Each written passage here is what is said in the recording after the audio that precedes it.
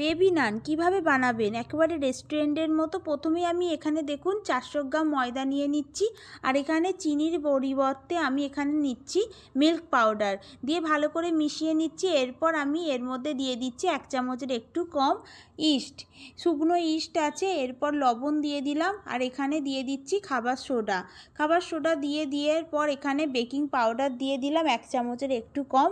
খাবার সোডা আর baking powder মিশিয়ে দেওয়ার পর এখানে আমি উষ্ণ গরম জল দিয়ে একটা সফট ময়দা মাখা রেডি করব, আর কয়েক ঘন্টার জন্য ঢাকা দিয়ে রেখে দেবো। এরপর দেখুন কয়েক ঘন্টা পর কীরকম ডাবল হয়ে গেছে। এরপর আমি সামান্য তেল দিয়ে এটাকে ভালো করে মেখে নিতে হবে, লুচির আকারে বেলে নেব।